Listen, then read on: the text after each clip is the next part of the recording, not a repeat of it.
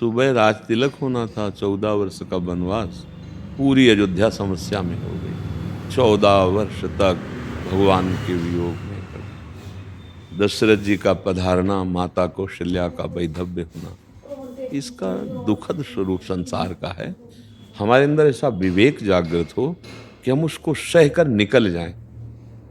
जो जैसे छोटे बच्चे को कोई औषधि देनी होती है तो उसे मीठे में दिया जाता है, बर्फी में अंदर औषधि करके। वस्तुतः बर्फी नहीं खवा रहे, औषधि खवा रहे। इस संसार का राग नष्ट हो जाना ही समस्त मंत्रों का, समस्त शास्त्रों का है। राग रहित होकर बर्ताव करना, दुख सुख को समान भाव से सह जाना, अपने स्वरूप का या अपने भगवान का ज्ञान हो जाना। ये जैसे नौका और तैराक सब हम एकत्रित कर दिए, पर सोने वाला अपने को देख रहा है सपने में कि हम समुद्र में डूब रहे हैं। अब हम क्या उपाय कर सकते हैं? बोलो। नौका भी ले आए हैं, तैराक भी खड़े कर दिए, क्या हम उसको बचा सकते हैं? जो स्वप्न में समुद्र में डूब रहा है, क्या हम बाहरी नौका से या मंत्रानुष्ठान में बैठ जाएं? एक उपाय केवल है, उसको जगा दिया जाए। जहां वो जगेगा वो सब मिथ्या था ऐसा अनुभव हो जाए, वही हंसने लगेगा। एक बूंद पानी नहीं, हम समुद्र में डूब रहे थे। बिल्कुल जैसा स्वप्न है ना, ठीक वैसा जागृत है। उमा कहूं मैं अनुभव अपना, भगवान शिव का अनुभव तो नहीं झूठा होगा ना। उमा कहूं मैं अनुभव अपना, सत हरि भजन जगत सब सपना। ये जब तक हमें ज्ञान नहीं होगा तब तक ये दुख सुख शरीर को भासते रहेंगे। हमें लगेगा कि हमारा दुख तो नहीं गया, तो कृष्णाय वासुदेव का फल कहाँ मिला। ऐसा लगेगा ना कि कृष्णाय वासुदेवाय हरे परमात्मने प्रणत क्लेश नाशाय। क्लेश क्या है क्लेश क्या? ये आगंतुक दुख क्लेश थोड़ी है। माना हुआ ज्ञान जो हमारा है, मूल वो क्लेश है। अज्ञान नष्ट हो जाए और अगर ज्ञान का प्रकाश हो जाए तो दुख नाम की कोई चीज नहीं है। और जिनका प्रश्न ये था कि आपकी कृपा से राधा नाम अभी जपने को हो रहा है, जी। मतलब दुख आने पे राधा नाम जप करें या कृष्णाय वासुदेव जप करें, इसके आगे ये भी हमारा मतलब अगर आगे का अगर आप प्रश्न ना करो तो उत्तर उसी में समाया हुआ है। हमारा तात्पर्य संपूर्ण क्लेश का नाश। और क्लेश देने वाला कौन है? अज्ञान। जैसे स्वप्न में ना कोई मित्र होता है, ना शत्रु होता है, ना कोई सामग्री होती है, कुछ नहीं होता। लेकिन क्या आपको असत्य लगता है, झूठा लगता है जब आप स्वप्न में होते हैं? स्वप्न में जब होते हैं तब झूठा थोड़ी लगता है, ये जागने पर लगता है। तो आपको सत्य कह रहे हैं, शास्त्र कह रहे हैं, महापुरुषों ने देखा है, अनुभव किया है। इस शरीर से हमारी प्रियता हो गई। जैसे स्वाप्निक शरीर था ना स्वप्न में, स्वप्न में भी तो आप थे, ये शरीर तो सैया में पड़ा था, तो कष्ट किसको हो रहा था? अगर शरीर को कष्ट हो रहा था तो खरोंच भी नहीं जागृत के बाद, एक बूंद पानी भी नहीं, तो वहां जो स्वाप्निक शरीर था, जो मन ने स्वाप्निक शरीर की रचना की थी, उसमें चाकू मारी गई, पीड़ा हो रही, क्या क्या मतलब। और कोई खरोंच भी नहीं है स्थूल शरीर को, बिल्कुल ऐसे ही स्थूल जागृत अवस्था का। हमारा अज्ञान इतना इस शरीर में हो गया कि ये मैं हूं और ये मैं नहीं हूं, ये शरीर मैं नहीं। स्वप्न में देखो, इस शरीर से मैं छूट गया था कि नहीं? आपको याद था कि स्वप्न में मैं एक शरीर को छोड़ के लेटा हुआ हूं, ये मैं स्वप्न देख रहा हूं? नहीं, स्वप्न में देखोगे कि मैं जग गया हूं। स्वप्न में एक स्वप्न कि मैं जग गया हूं। भैया, जब तक भजन के द्वारा अज्ञान का नाश नहीं होता तब तक दुख का मिटा पाना असंभव है। एक दुख मिटेगा थोड़ी देर के लिए, मानो जैसे कर्म आया है, अशुभ कर्म आया, आप भजन कर रहे हो, आपने भजन बल से उसे मिटा दिया, तो क्या आप दुख रहित हो जाओगे? क्या नहीं, दूसरा आने वाला है। ये तो मतलब ऐसा क्रम लगा हुआ है दुख सुख का, जब तक पीछे का स्टॉक भस्म नहीं होगा, आगे सुधार नहीं होगा, तब तक ये क्रम चलता रहेगा। पुनरपि जननम पुनरपि मरणम पुनरपि जननी जठरे शयनम। अब इसका जो उपाय आप पकड़े हो, राधा राधा राधा राधा, अब ये मांगो श्री जी से, ठाकुर जी से, कि मुझे सहने की सामर्थ्य दो और इस नाम का फल ये हो कि आपकी प्राप्ति हो जाए, या मुझे वो ज्ञान हो जाए जो मैं जानना चाहता हूं कि मैं कौन हूं। देखो इस शरीर में आप हो ना, 3.5 हाथ का शरीर है, अपने हाथ से नापो तो, और 20 वर्ष 50 वर्ष रहते हो गए। हम बहुत जानकार हैं लेकिन अपने को नहीं जान पाए अपने को, इसमें है, यही है, इसी के अंदर। शरीर को अपना मान लिए हो, मन को अपना मान लिए हो, स्वभाव को अपना मान लिए हो, बाहर और अपनापन फैला दिया, पत्नी पुत्र परिवार घर मकान, लेकिन आप अपने को नहीं जान पाए। तो भगवान को जानना तो और कठिन। हम तो उनके अंश हैं, वो हमारे अंश ही हैं। अब ये ज्ञान तो है नहीं, बस बहे चले जा रहे हैं माया के प्रवाह में। अब दुख मिटाने के लिए खोज कर रहे हैं और कर्म कर रहे हैं दुख वाले। कैसे प्राप्त होगा सुख, कैसे प्राप्त होगा? जब तक शुद्ध ज्ञान नहीं होगा या शुद्ध भक्ति नहीं होगी, तब तक दुख सुख को मिटाने वाला ज्ञान, मिटाने वाला भाव, मिटाने वाली बुद्धि नहीं। पैसा दे के पीड़ा मोल ली जाती है, नहीं ले, ऑपरेशन कर दो जी, यहाँ ऑपरेशन कर दो जी, क्योंकि आप वो ऑपरेशन होगा तो उससे डायलिसिस, या कोई रोग हो गया तो हम पैसा दे के ऑपरेशन करवाएंगे, महीना भर कष्ट होगा लेकिन अंदर आपको दुख नहीं होगा, क्योंकि आपने जानबूझकर कष्ट इसलिए सह रहे कि अब महीना भर बाद हम स्वस्थ हो जाएंगे। ऐसे ही हमारे जीवन में जो दुख और सुख आते हैं, सुख में हमें फूलना नहीं और दुख में हमें भूलना नहीं, निराश नहीं होना, प्रभु का भजन करते रहना, तो हम सह जाएंगे तब कि आगे परमानंद मिलेगा, हमें भगवत प्राप्ति हो जाएगी, हम जन्म मरण से नाना प्रकार के दुखों से मुक्त हो जाएंगे। इसके बिना बच्चा एक दुख को किसी अनुष्ठान से मिटा सकते हो, लेकिन दुख की जड़ में इतने किनगा निकल रहे हैं दुख के, मिटाए नहीं जा सकते। जैसे हम कभी कभी विनोद में पूछते हैं, एक बात बता दो आपको कि क्या आपको मिल जाए जिससे आपकी फिर कोई चाह नहीं रहेगी, आप सुखी हो जाओगे? तो आप बोल नहीं पाओगे, नहीं। सैकड़ों चाहें हैं, सैकड़ों चाह खड़ी हो जाएंगी, मतलब क्या है ऐसा जो एक मिल जाए? बोले अगर सुंदर पत्नी मिल जाए, बिल्कुल सत्य कह रहे हैं कि अगर मिल है ना सब गृहस्थ, तो क्या आप निष्काम हो गए?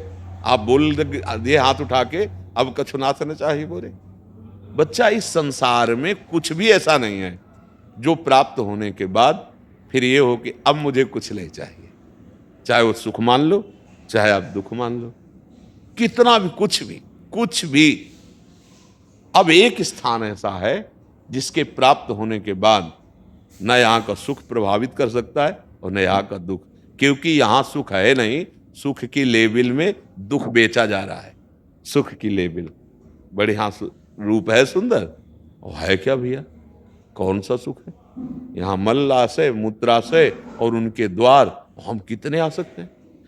जो अच्छे अच्छे पदार्थ खाने के, 6 घंटे बाद विष्ठा, 5 मिनट बाद बमन कर दो तो देखने की इच्छा नहीं होगी। अच्छा सुख किसमें है? अगर रुपया का खर्चा ना हो, सामग्री न मिले, तो बोलो रुपया में है क्या सुख? उससे सामग्री मिलती है, इसीलिए सामग्री क्या है, रखे रखे सड़ जाएगी। वो परिवर्तनशील, वो नाशवान तुझ अविनाशी को सुखी कर देगा? कभी नहीं। इसीलिए कोई सुखी नहीं।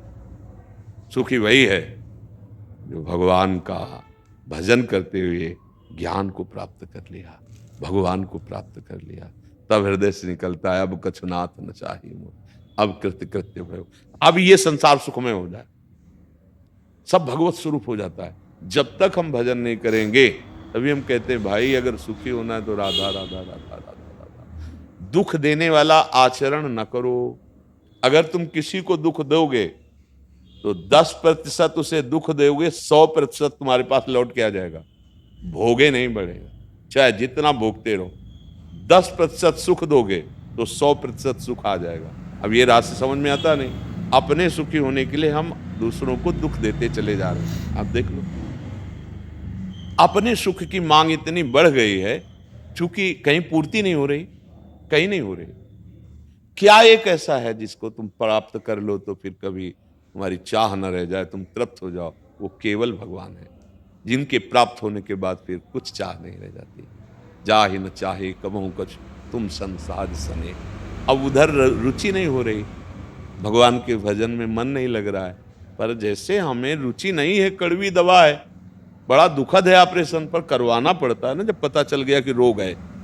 तो ऐसे ही भवरोग में फंस गए, पता चल गया ना। अब हमको इस पर डट करके पुरुषार्थ करना चाहिए, राधा राधा राधा। अब हम किसी को दुख नहीं देंगे, पापाचरण नहीं करेंगे। अभी आनंद, अंदर आनंद की अनुभूति होने लगे। आनंद एक अलग वस्तु है बच्चा, ये जो सुख दुख है माइक, वो अलग है, आनंद एक अलग है। जब तक वो भगवदानंद नहीं मिलेगा तब तक आपको कभी विश्राम नहीं मिलेगा, क्योंकि आप अविनाशी हो। तो विनाशी पदार्थ आपको कहाँ तक सुख देंगे। अगर सुख होता तो जो हम चाहते थे वो हमें जब मिल गया तो फिर विश्राम मिल जाना चाहिए था, नहीं मिल जाना चाहिए। देखो सब कुछ जो जो हमने बचपन में चाहा, जवानी में चाहा, मतलब आप लोग तो गृहस्थ में हो, वो सब मिला है, पर क्या आप उसमें तृप्त हो चुके हो क्या? वैसे ही कामना और बढ़ चुकी है, इसमें नहीं, उसमें, उसमें नहीं, उसमें हम नहीं सुखी, वो सुखी है, वो महंगी कार में चल रहा है, वो ऐसा है, वो ऐसा, इसमें सुख हो, और वो और जल रहा है। 1000 वाला लाख चाह रहा है, लाख वाला करोड़ चाह रहा है, करोड़ वाला अरब चाह रहा है, और फिर आखिरी में विश्व में नंबर 1, और जो नंबर 1 में है वो भी मरने से डर रहा है, क्योंकि साथ में 25 पैसे भी ले जाने वाले, अब वो भी दुखी है, अशांत है। बस ये रहस्य समझ में आ जाए तो नाम जप करते हुए, अच्छे आचरण करते हुए भगवान को समर्पित चित्त हो जाए, दुख मिटाना नहीं पड़ेगा, दुख मिट जाएगा। दुख जैसे स्वप्न में कोई गला काट रहा है तो जागने पर न चाकू थी, न कोई काटने वाला था, न कोई गला कट रहा था। सच्ची मानना, जहाँ आपको ज्ञान प्राप्त हुआ या भगवत प्रेम प्राप्त हुआ तो दुख नाम की कोई चीज़ नहीं, न मृत्यु का भय है, न रोग का भय है, न कोई चिंता है, ना कोई शोक है, कोई चिंता नहीं, कोई शोक नहीं। क्यों? जैसे अपने घर पहुंच जाए तो फिर गाड़ी फेल हो जाए तो परेशानी हो जाएगी क्या? घर आ गए तो फेल हो गई, फेल हो गई, और अगर रास्ते में फेल हो जाए तो परेशानी हो जाएगी नहीं। तो ऐसे ही हम चले ही नहीं भगवान की तरफ, और मृत्यु का समय आ गया, और जो जो समेटा वो कुछ जाएगा नहीं। अब बोलो वो परेशान नहीं हो जाएगा कि मेरा मित्र, मेरी पत्नी, मेरा पुत्र, मेरा परिवार, मेरी कमाई, मेरा पद, कुछ नहीं, मेरा शरीर ही नहीं जाएगा। अब वो खाली हाथ हो गया, अब वो पछताता है, ये सब परिजन छूट रहे हैं, फिर उसका वो यही चिंतन आगे नए जन्म का निर्माण कर देता है। ये मानव देह इसी को मिटाने के लिए मिला है, और बड़ी भगवान की कृपा है कि आप सब अध्यात्म की बात सुन रहे हो।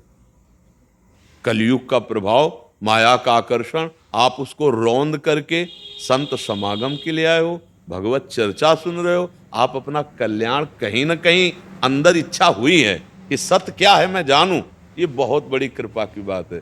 जब कृपा भगवान की इतनी हो गई है तो अब चिंता न करो, अब चिंतन करो।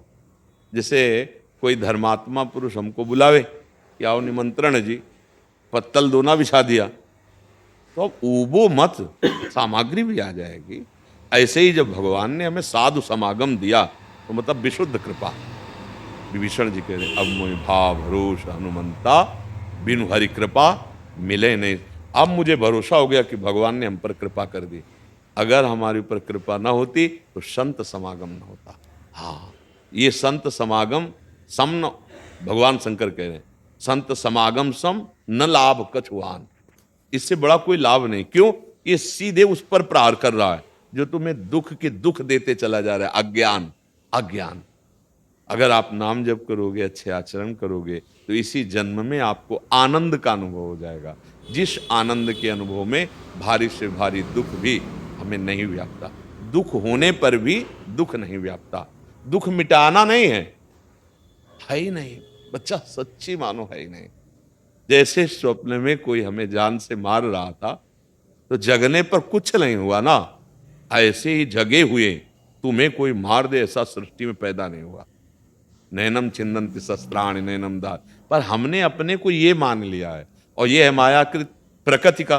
तो अब हर चीज, गर्मी सर्दी भूख प्यास, मारना पीटना दुख सुख, सब प्रकृति का इसको व्याप रहा है, और हमने प्रकृति को पकड़ लिया, प्रकृति जनित शरीर को। बस अज्ञान का यही निवारण होना है। अगर ये निवारण हो गया तो जीते जी जीवन मुक्ति किसे कहा जाता है?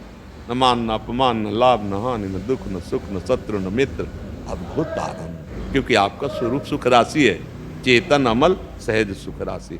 अब इसमें चले तो समझ में आवे तो नाम जप करो। कभी कभी डर सा बना रहता है, जैसे कि अज्ञान। बच्चा किसका डर? इसलिए कि जो आप सुनते हैं, सत्संग सुनते हैं, कांति सुनते हैं, ये कहीं छूट ना जाए, कहीं कुछ में फंस ना जाए। हाँ, ये डर तो ठीक है, ये डर तो ठीक है कि हमारा कहीं भजन न